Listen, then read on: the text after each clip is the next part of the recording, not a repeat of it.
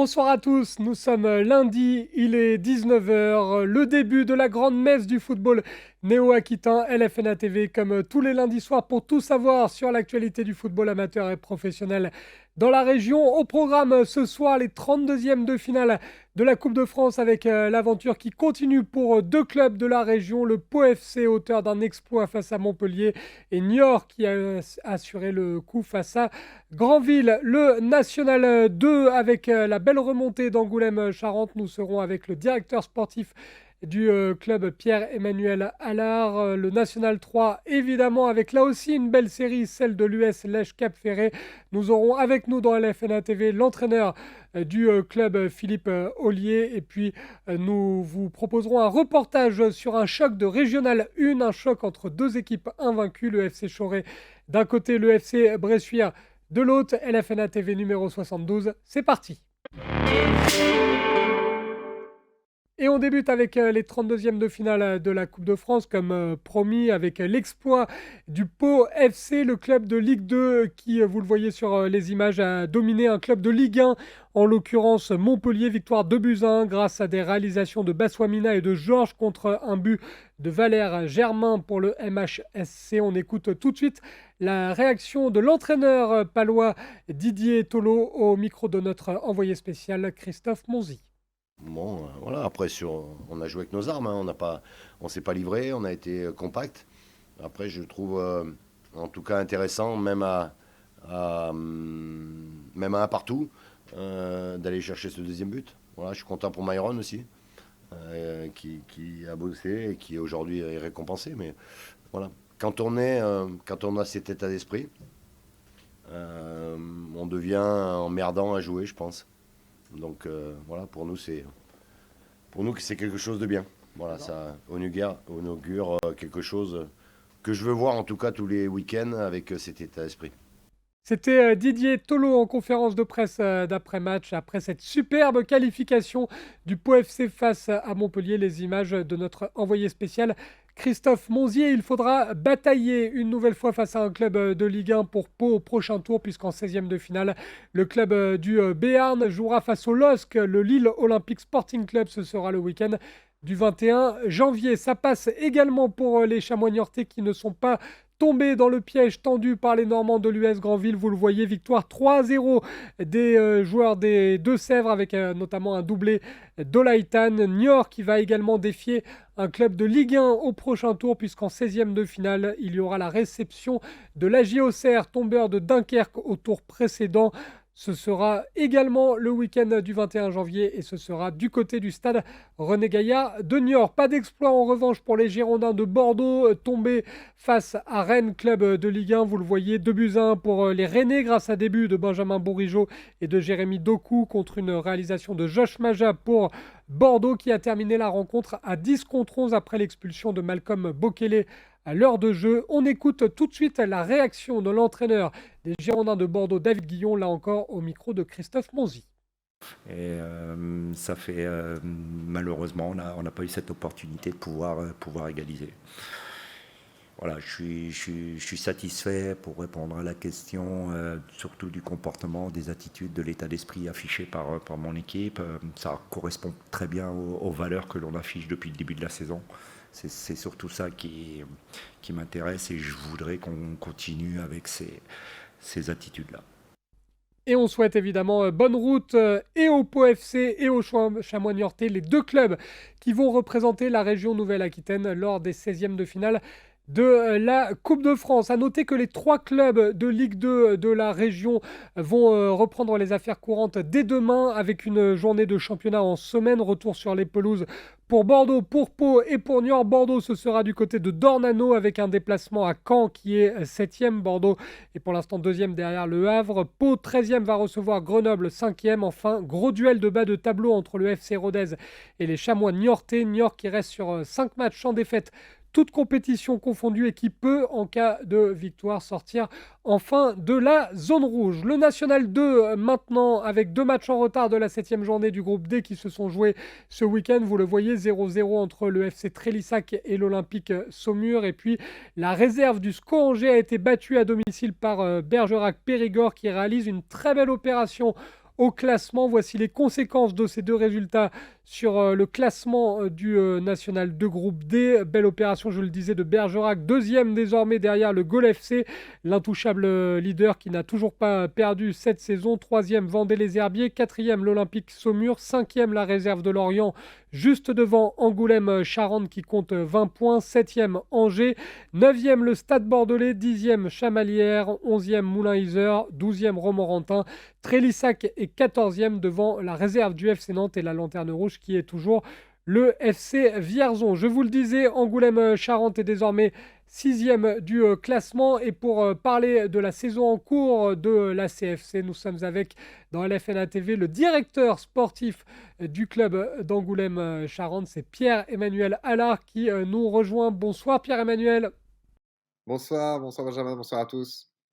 Tout d'abord, il est encore temps de le faire puisqu'on ne vous a pas eu en 2023. On vous souhaite évidemment le meilleur pour cette nouvelle année qui a démarré il y a maintenant une semaine. À titre personnel, bien évidemment, avec la santé et la réussite dans tous vos projets. Et puis à titre sportif, on vous souhaite le meilleur pour le club d'Angoulême-Charentes. Qu'est-ce qu'on peut vous souhaiter précisément pour le club? Eh beh, tout simplement donc déjà je vous remercie. Je vous souhaite aussi une très bonne année ainsi qu'à tous ceux qui suivent, LFNA TV et tous les passionnés de football et puis, bah, voilà, ce qu'on peut souhaiter en 2023, c'est de continuer à vibrer chaque week-end comme c'est le cas, hein, tout simplement et puis après pour des vœux un peu plus personnels, c'est-à-dire, voilà, que le club continue à son développement, sa structuration et puis de toute façon, on n'est jamais réellement arrivé donc dès qu'on aura atteint un objectif, il faudra en fixer un autre donc voilà, tout simplement de vibrer autour de cette passion. On a vibré pendant cette coupe du monde, on de poursuivre ça, ces émotions qui sont uniques dans ce sport, unique. On va rappeler juste pour la petite précision, pour ceux qui n'ont jamais eu le plaisir de voir Pierre-Emmanuel à l'antenne sur LFNA TV, on a souvent des entraîneurs, on a souvent des présidents, des joueurs dans l'émission. Est-ce que vous pouvez nous rappeler un petit peu en quoi consiste votre fonction, Pierre-Emmanuel, celle de directeur sportif? Ouais, avec plaisir, ouais, tout à fait. Donc je suis en charge du sportif depuis maintenant, 1 saison et demie. Après 8 années passées au club, sur le service, plutôt, commercial, sponsoring, communication et autres, que je garde toujours cette casquette aussi, je garde toujours cette casquette-là, accompagné, épaulé de mon équipe. Voilà, aujourd'hui, je suis en charge de ce pôle senior depuis l'arrivée de David Giguel, notre entraîneur et cette entame de ce nouveau cycle et puis on se charge donc de la gestion de ce groupe N2 et R1 plus bien évidemment le recrutement qui est la partie, la plus stratégique et importante de ce pôle et puis voilà, puis l'aspect, structuration et développement du club, pour tendre vers une démarche la plus professionnelle possible, on va dire. Et après ce petit rappel de la fonction de Pierre-Emmanuel, on va évidemment attaquer cette année 2023. On vous a souhaité le meilleur. Ça débute plutôt bien parce qu'il y avait un match amical ce week-end face à une très bonne équipe de National 3 dont on parle régulièrement dans la FNA TV. C'est l'US Chauvigny qui réalise une très belle saison. Vous vous êtes imposé 4-0 dans ce match amical. Je sais que c'est toujours anecdotique, mais quand même, ne pas prendre de but, en marquer 4, ça permet aussi de démarrer la nouvelle année avec une certaine confiance. Oui, oui, après nous, le résultat là, clairement, on ne le prend pas en compte, hein. Ça reste un match de préparation, un match d'entraînement. Nous, ça nous a permis de faire jouer nos 22 joueurs. On a le bonheur de voir l'infirmerie presque vide puisqu'il restera encore, Kevin Cardinali et Benoît Bisson pour, de longue date, de par la rupture des ligaments croisés qu'il a eu, en mois de septembre dernier. Donc, voilà, ça a permis de faire tourner l'effectif, de donner du temps de jeu à tout le monde après une reprise, à l'intersaison hivernale avec une grosse préparation physique qui a été faite par le staff. Ça a été aussi l'opportunité pour nous d'intégrer nos 2 nouvelles recrues, Mamadou Guirassy au poste d'attaquant et Amadou Koulibaly au poste d'ailier droit. Donc voilà, c'était pour nous, voilà, on est très contents. Les garçons ont bien répondu aux charges physiques qu'ils ont dû ingurgiter du coup durant cette reprise et qui plus est, voilà, il n'y a pas eu de blessure ni rien du tout durant ce match de préparation donc tant mieux, ça va nous permettre d'aborder cette prochaine journée de championnat contre Trélissac avec quasiment toutes les forces en présence et voilà, et surtout d'être prêt physiquement.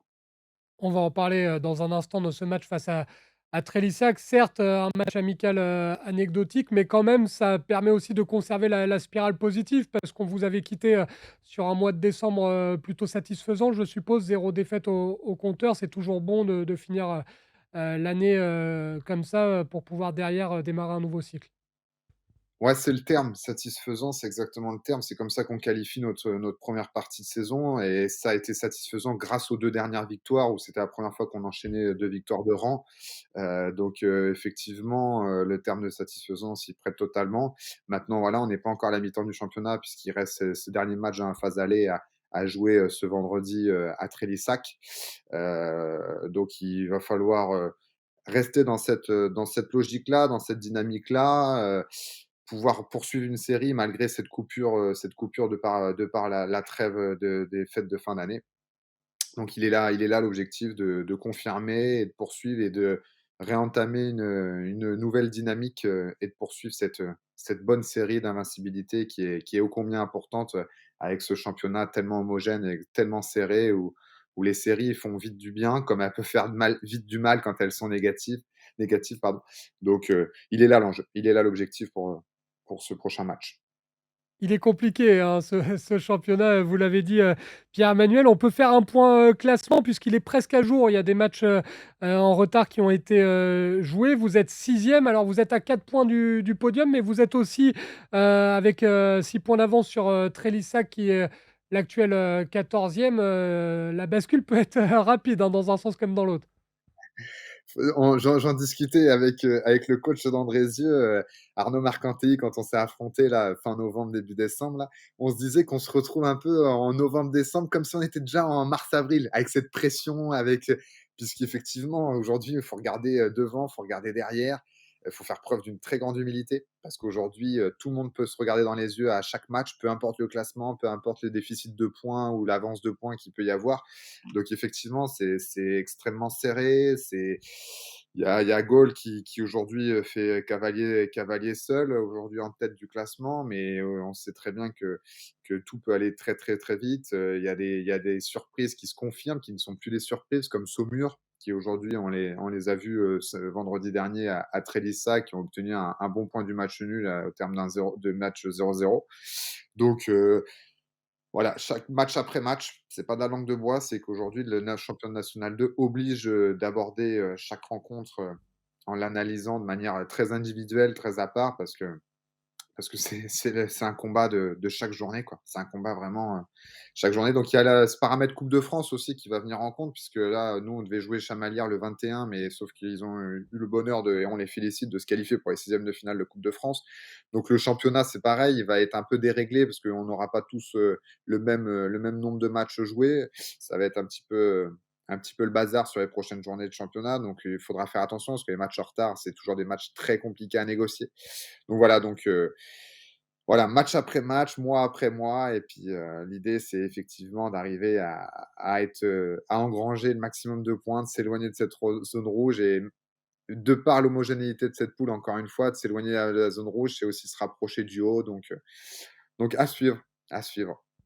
Affaire à suivre. On vous rappelle qu'avec nous dans LFNA TV, c'est Pierre-Emmanuel Allard, le directeur sportif d'Angoulême Charente, qui est sixième du championnat et qui va se déplacer vendredi sur le terrain de Trélissac pour ce qu'on peut appeler une revanche, parce que vous parliez de la Coupe de France, on l'a suivi évidemment avec intérêt dans LFNA TV. On se rappelle de ce scénario un peu frustrant, la défaite au tir au but face à Trélissac. C'est une revanche qui trotte dans la tête des joueurs ou ça n'a rien à voir, c'est le championnat? Alors, je vais faire très attention à ce que je dis parce que j'étais avec, Hervé Louba il y a très, très peu de temps, il y a même quelques minutes. Donc je sais qu'il va utiliser tout ce que je vais pouvoir dire, donc je vais me méfier. Donc non, ce n'est absolument pas une revanche.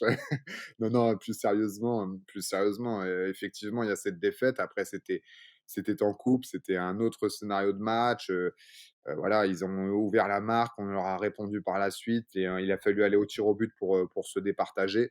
Mais c'est un autre contexte, une autre compétition, donc c'est bien différent. Aujourd'hui, les 2 équipes ont besoin de points parce que comme on l'a expliqué en amont, dans ce championnat. Il faut vite enchaîner et vite grappiller des points pour s'acheter un petit peu de confiance tout simplement. Donc avec ou sans ce match de coupe, l'approche sera et restera exactement la même. Oui, puisqu'on rappelle que Trélissac est 14e, mais peut revenir à 3 points de vous en cas de victoire. Eux aussi vont vouloir évidemment bien débuter l'année. On s'attend à un match très solide. Les recrues seront alignées, on suppose, Pierre-Emmanuel? Ouais, tout à fait, tout à fait. Nos recrues seront disponibles, elles sont à la disposition de notre coach.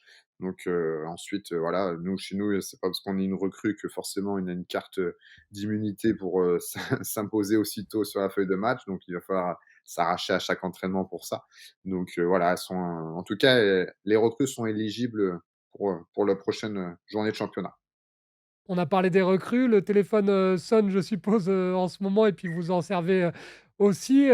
Pierre-Emmanuel, il y a des joueurs convoités, chez vous? Il y a des il y a des joueurs à qui il faut mettre les menottes ou pas? Alors, non, on a le bonheur d'avoir un super groupe, qui du coup les garçons, comment dirais-je? Les garçons, sont bien avec nous. Aujourd'hui, on a un objectif commun, donc tout le monde est concentré là-dessus et c'est un objectif plus collectif qui servira forcément les intérêts individuels et tant mieux. C'est aussi ça aussi le rôle de nos clubs. Mais aujourd'hui, non, tout le monde est bien concerné, pour le club et avec le club et pour l'objectif du club. Donc non, ça va. Nous, de notre côté, on réfléchit encore à faire une dernière recrue, plutôt sur le secteur défensif. Donc effectivement, le téléphone, est de rigueur encore jusqu'au 31 janvier et la date de clôture du mercato. Et en tout cas, on vous souhaite, le meilleur et on embrasse au passage Hervé Louba pour ce match qui va être, très intéressant évidemment vendredi. Le fait que ça soit un vendredi 13, vous êtes pas superstitieux, Pierre-Emmanuel? Je suis ultra superstitieux. Donc on croisera les doigts, on fera tout ce qu'il faut. Enfin voilà quoi, ceux qui nous connaissent le savent et puis David, mon coach, c'est pas beaucoup mieux au niveau de la superstition donc donc voilà, on fera le nécessaire pour se donner, le maximum de chance. Bon, on change rien aux habitudes, alors on garde la Exactement. même tenue qui fait gagner, on garde tout et en tout cas, on vous souhaite un bon match et une, bonne deuxième partie de saison. Merci beaucoup Pierre-Emmanuel, comme d'habitude, d'avoir, accepté l'invitation d'LFNA TV et avec le sourire. Merci. Avec grand plaisir, merci à vous de toujours nous porter de l'intérêt. Merci beaucoup. C'était, Pierre-Emmanuel Allard, le directeur sportif d'Angoulême, Charente, désormais 6e. On va vous donner, le calendrier de la 15e journée du groupe D de National 2. Ça va se disputer à partir de vendredi avec, Bergerac, Périgord qui va accueillir Andrézieux, Boutéon à 19h30 dans le même temps. Derby 100 Nouvelle-Aquitaine entre Trélissac et Angoulême, Charente. Et puis samedi à 18h, attention, le FC, Chamalières, auteur d'un exploit en Coupe de France, qui va recevoir le Stade Bordelais. On passe maintenant au National 3 avec là aussi un match en retard qui s'est disputé ce week-end. C'était un match de la 9e journée qui se jouait samedi. Match spectaculaire, 6 buts au total et belle victoire de l'USLH Cap-Ferré, 4 buts à 2 face à la réserve des Girondins de Bordeaux. 4 buts en 78 minutes pour les joueurs de l'USLH Cap-Ferré avant le réveil des Girondins. Le résumé de cette rencontre prolifique et spectaculaire avec Florian Sabatier.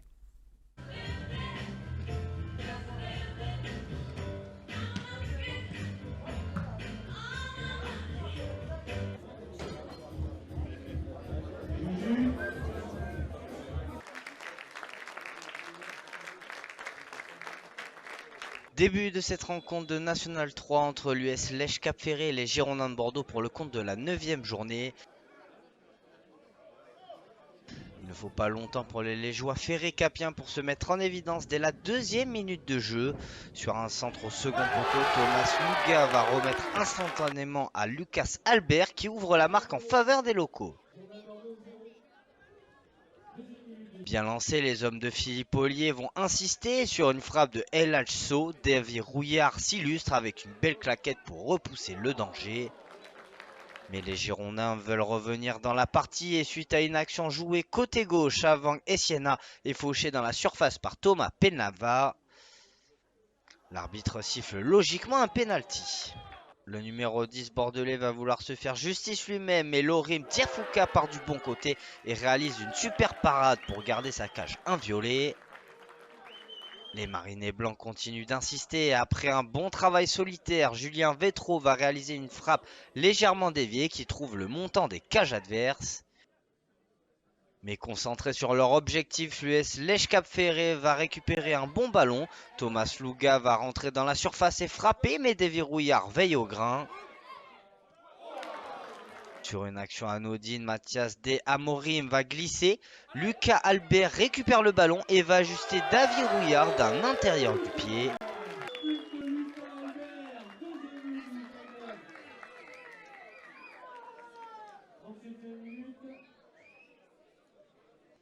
Fin de cette première période sur le score de 2-0 pour les Légeois Ferré-Capiens.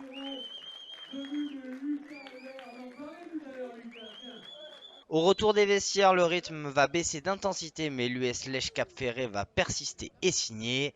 Sur un long ballon dans la profondeur, El Hadjo est stoppé irrégulièrement dans la surface et l'arbitre désigne le point de pénalty.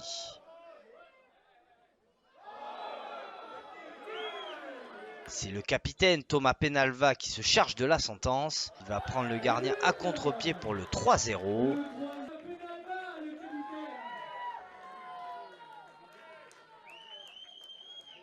Nous sommes à la 78e minute de jeu et sur une action rondement menée, Zachary Martin va frapper mais trouve le montant. Dans la foulée, Clément Allan contrôle et frappe pour le 4e but dans la cacophonie générale.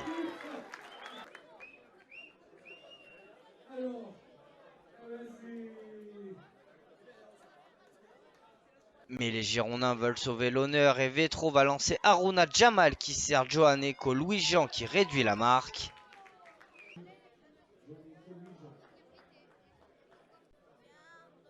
Dans une fin de match complètement folle, les hommes au scapulaire insistent sur le côté droit avec Haruna Jamal qui efface son vis-à-vis avant de donner le ballon à Mathias De Amorim qui sert en retrait Julien Vétro qui va inscrire un second but en quelques minutes pour rendre cette défaite moins sévère. Fin de cette rencontre et c'est l'US Lèche Cap Ferré qui s'impose 4-2 contre les Girondins de Bordeaux. Et vous l'avez vu au début de ce résumé signé Florian Sabatier, le bel hommage des Girondins de Bordeaux à Ruben Cutran, ancien joueur du centre de formation des Girondins, malheureusement décédé à l'âge de 20 ans. La rédaction d'LFNA TV a une grosse pensée pour sa famille et pour ses proches. Conséquence de ce match en retard au classement du National 3, l'US Chauvigny est toujours leader, bien évidemment, avec 23 points devant le FC Libourne et les Genêts d'Anglet. Mais belle opération de l'US Lèche Cap Ferré qui se replace à la 7e position à 3 points seulement du podium. La réserve des Girondins, elle, est 4e avec 18 points. Dans le bas de tableau, on retrouve à la 12e place l'Aviron Bayonnais FC, à la 13e place l'US Guérétoise et à la 14e le Stade Montois. L'US Lèche Cap Ferré qui se replace donc à 3 points du podium. Et pour parler de cette belle série et de la forme rebondissante de ce club de l'US Lèche Cap Ferré, nous sommes avec l'entraîneur du club, c'est Philippe Ollier qui nous rejoint dans LFNA TV. Bonsoir coach. Bonsoir. On vous avait eu Philippe Ollier en fin d'année 2022, donc comme on est encore dans les temps, je vous souhaite une excellente année 2023 à vous bien évidemment, mais à tout l'ensemble du club de l'US Lèche Cap Ferré, que les objectifs soient atteints, que la santé soit là pour le staff, pour les bénévoles, pour les joueurs. Bref, on vous souhaite le meilleur de la part de LFNA TV pour 2023. Ben, merci beaucoup. Et puis pareil, je vous le retourne. Et puis longue vie à l'émission LNFA TV. Et puis continuez comme ça à faire parler les coachs et les clubs, c'est super. Et l'année débute plutôt bien pour vous, Philippe, puisque quand on vous avait eu en fin d'année 2022, on avait promis un petit peu qu'on allait se rappeler si jamais il y avait victoire face à la réserve des Girondins. Victoire, il y a eu, ça fait 3 victoires consécutives, une série qui vous permet de vous replacer et puis d'aborder 2023 avec les Crocs, je suppose. Alors oui, déjà on est sur une série de 5 matchs sans défaite, donc ça c'est très intéressant parce que j'ai regardé hier justement et aujourd'hui il n'y a que Libourne, Chauvigny et Anglet qui ont réussi à faire ça, donc ça veut dire qu'on n'est pas si mal que ça et surtout qu'on évolue et on continue à progresser, donc ça c'est ce qu'on recherchait. Avec une belle victoire, je le disais, contre la réserve des Girondins, victoire 4 buts à 2, on a vu le résumé grâce aux images de Florian Sabatier. Entame de match idéal, je suppose, forcément, quand on marque dès la deuxième minute, qu'on mène 4-0 à la 78e, l'entame de match, le scénario était parfait. Oui, oui, le scénario est très bien. Et en plus, encore une fois, comme on en a discuté hors antenne, moi j'ai un outil donc de statistique et justement j'avais montré aux joueurs qu'on avait une difficulté à rentrer dans les matchs puisqu'on était à 0 but mis sur le premier quart d'heure et après on avait une certaine progression sur l'ensemble du match. Et pareil au niveau des buts pris. Et au final, en montrant ça et en expliquant les choses comme il faut, j'ai demandé aux joueurs de se concentrer encore un peu plus. On a mis d'autres critères avant le match pour être plus concernés, plus concentrés dans le match, à l'entame du match. Et oui, ça a payé très très rapidement. Donc ça montre peut-être qu'il faut le recommencer et puis que ces petits critères ou ces petits détails sont importants sur le match. 4-0 à l'heure de jeu. Par rapport à vous qui êtes un coach perfectionniste, est-ce que le logiciel vous a alerté là, pour ces 2 buts pris en fin de match? C'est un petit bémol ou malgré tout vous retenez surtout les 4 buts marqués et la victoire? Alors c'est bien parce que c'est marrant parce que c'est vrai que c'était un des critères des Girondins. C'est une équipe qui finit fort et donc centre de formation qui s'entraîne plus que nous et qui a des jeunes donc comme nous on va dire mais qui ont peut-être une motivation plus ancrée pour vite aller sur les Ligue 2 sur la Ligue 2 avec le groupe pro. Donc ils ont d'autres objectifs en tête peut-être nous même si les nôtres en ont, je pense qu'eux c'est encore plus clair. Oui, oui, c'était prévu, même si c'est de notre faute, parce qu'il restait que 2 minutes, 3 minutes de jeu, et on se prend ces buts qu'on peut vraiment éviter, et c'était un relâchement, et en même temps, j'ai fait des changements par rapport à des joueurs qui étaient en reprise. Si je parle de Louis Zietek, par exemple, ça faisait 5 6 semaines qu'il n'avait pas joué parce qu'il avait eu le Covid. Donc lui, il avait vraiment repris que la semaine-là, avant le match.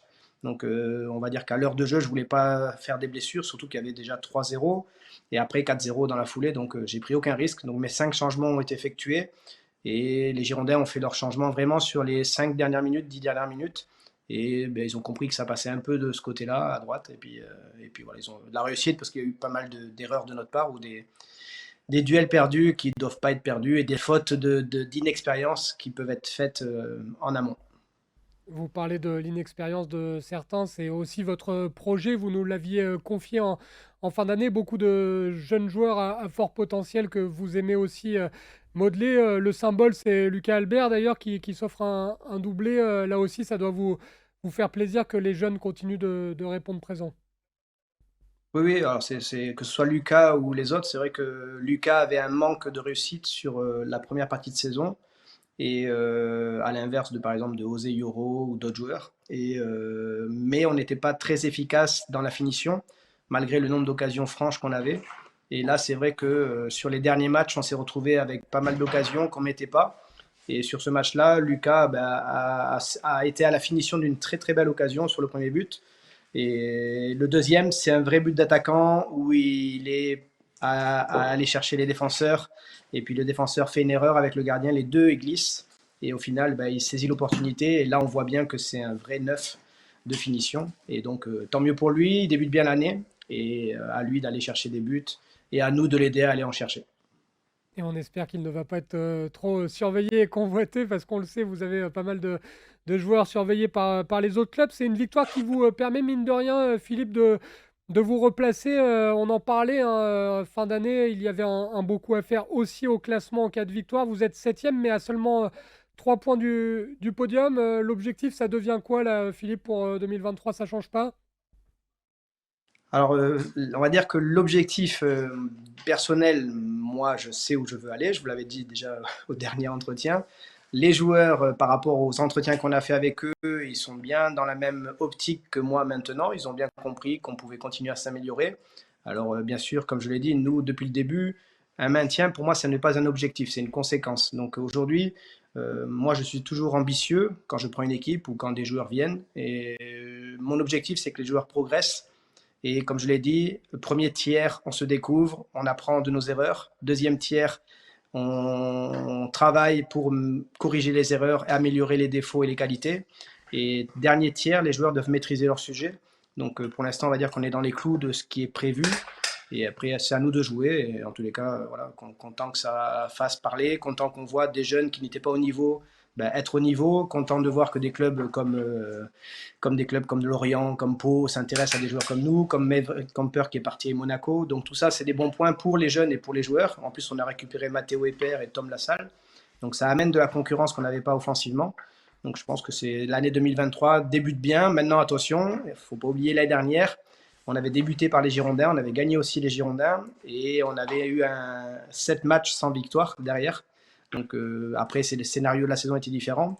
Donc vu qu'il y a ça en tête, d'avoir pris les 2 buts en fin de match, je pense que c'est bien pour moi et pour mon équipe. Ça permet de remettre tout le monde. Parce qu'on aurait gagné 4-0, je pense que ça aurait pu être différent. Là, 4-2, c'est bien. Au moins, on peut dire attention. Petit rappel à l'ordre, effectivement, juste avant un match pas évident à venir sur la pelouse de Neuville, parce que Neuville, certes, n'a plus gagné depuis le 12 novembre dernier, mais Neuville avait montré de très belles choses en début de saison. C'est une équipe qui va vouloir forcément se reprendre à la maison en ce début d'année. Ça va être un gros duel pour vous en perspective. Oui, oui, surtout que l'année dernière, on a été très très surpris par Neuville parce qu'ils s'étaient pas super bien classés. Et nous, on était dans une phase de progression qui montrait qu'on était en train de vraiment d'aller chercher le maintien. Et Neuville a un terrain qui, à la base, ils ont un terrain en herbe qui est normalement celui dont ils devraient jouer. Mais Neuville a pris pour habitude qu'ils se sont aperçus que l'année dernière, ils ont fait une belle saison à partir du moment où ils ont été joués sur le synthétique. Donc du coup, ils renvoient toutes les équipes et tous les matchs sur le synthétique. Et le synthétique est assez spécial. Alors avec un mur qui est pas loin, alors tout est homologué, je suppose. Mais c'est vrai qu'à jouer quand on y joue pour la première fois, ça change vraiment, vraiment au niveau du jeu. Les joueurs sont pas habitués à avoir un mur comme ça autour. Et c'est vrai que ça change la donne. Et Neuville maîtrise bien son sujet sur son terrain.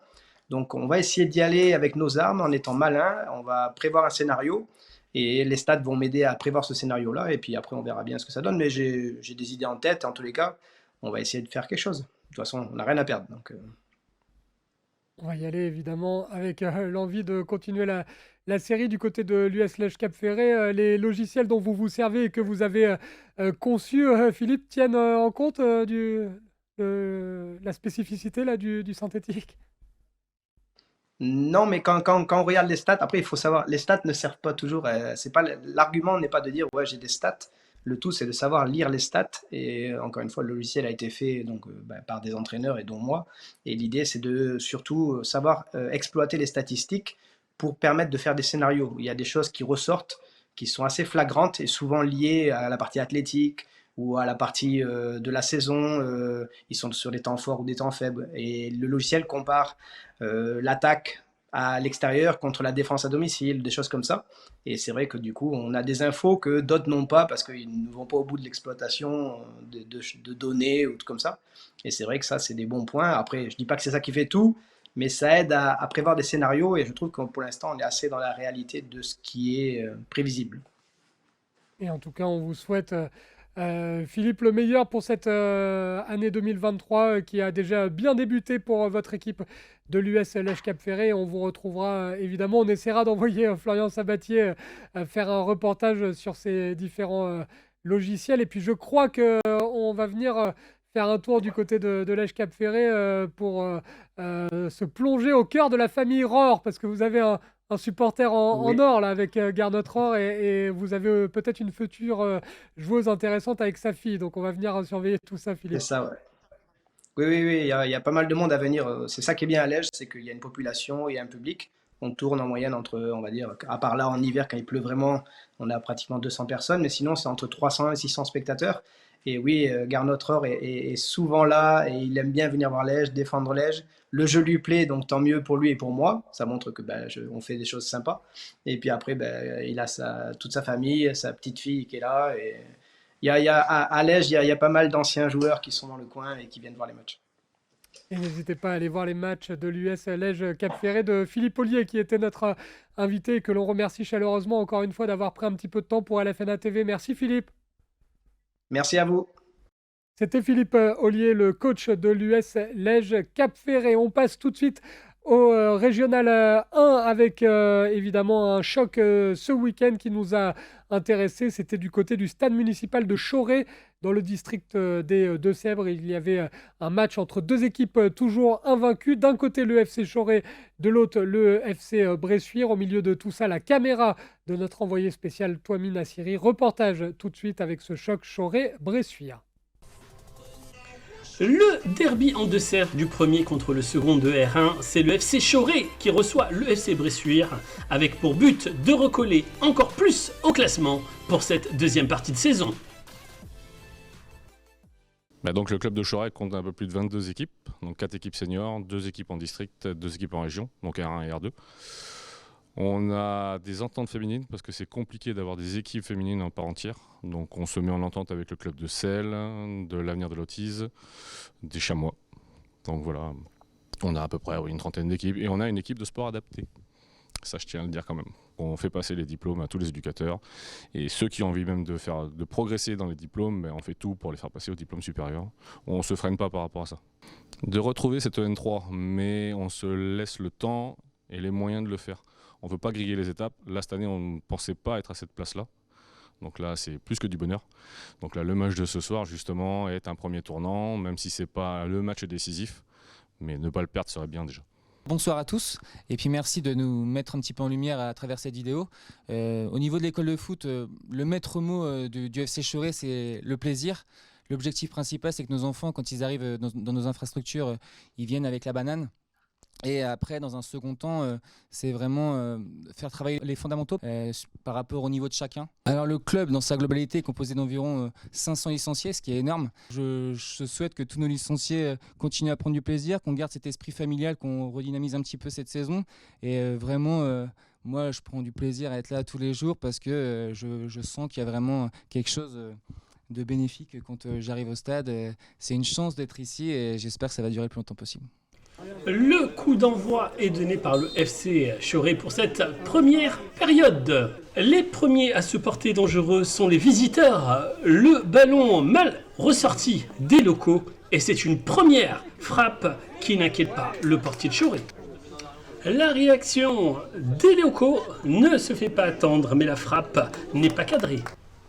C'est du coup sur coup. Abdoul Diaby sert bien son capitaine Romain Robert qui voit sa frappe au-dessus du cadre. À la 20e minute, sur une action offensive du FC Choré, la défense adverse tente de dégager, mais c'est Eddy Foulon qui dribble et tant bien que mal adresse une passe à Harry Salik qui se l'amène bien sur le pied gauche et trompe le gardien du FC Bressuire et permet à son équipe de mener dans cette première période 1-0. On continue de pousser du côté des locaux, mais la frappe d'Hicham Trachi n'est pas cadrée. Pendant ce temps-là, c'est un déluge de pluie qui s'abat ici du côté de Choré. C'est sur un excellent débordement et centre des hommes de Jérémy Delaine qui sont tout près d'inscrire un deuxième but. À la 37e minute, c'est Enzo Magalès qui trouve Léo Leray et qui tente un geste exceptionnel des 25 mètres et lobe le portier du FC Choré et permet au FC Bressuire contre toute attente d'égaliser ici à Choré, juste avant que l'arbitre Tanguy Floz envoie les deux équipes au vestiaire avec le score de parité 1-1. De retour sur le terrain, c'est les visiteurs qui donnent le coup d'envoi de cette seconde période. Le FC Bressuire entame bien cette deuxième période sur ce coup franc qui finit dans les bras de Benoît Blancheton sans vraiment l'inquiéter. Encore une fois, sur une belle série de passes, les visiteurs sont tout près de tromper le gardien adverse. Le jeu des deux côtés est égal, sans de réelles occasions dans cette seconde période. À la 88e minute, le coup franc de Romain Robert manque de peu le cadre du portier des locaux. Les duels sont rudes en milieu de terrain, mais aucune des deux équipes n'arrive à trouver les filets du but. Et tout ça sous l'œil de l'arbitre qui siffle la fin du match sous ce score de parité 1-1. pense qu'on a fait un bon match dans l'ensemble, hein, c'est un match de reprise. On a fait une bonne première mi-temps avec beaucoup de rythme, d'intensité. On a eu l'occasion de marquer. On aurait pu en mettre un ou deux autres derrière. Ou du moins on a eu des situations pour essayer de marquer le deuxième but. Bressuire a égalisé en fin de première mi-temps sur une petite erreur d'inattention de notre part, de placement. Après en deuxième mi-temps ça a été un peu plus haché dû à l'état du terrain, la fraîcheur physique. Je pense que c'est un match nul équitable pour les deux équipes, même s'il y a un petit peu de regret sur la première mi-temps. Oui, c'est un bon résultat. Je pense que aujourd'hui on était venu quand même pour essayer de prendre les 3 points. Mais on est tombé face à une belle équipe de Choret qui a de très bons joueurs, qui je pense que sur le début de match ou la première mi-temps méritait peut-être d'être devant au score, mais je pense que sur la deuxième mi-temps, le match nul est équitable des deux côtés. On a mieux fini qu'eux, je pense, physiquement, techniquement on était un peu mieux qu'eux. Mais voilà, il ne faut pas oublier aussi la première mi-temps où ils ont eu une barre, quelques occasions. Donc je pense que le match est équitable pour les deux équipes.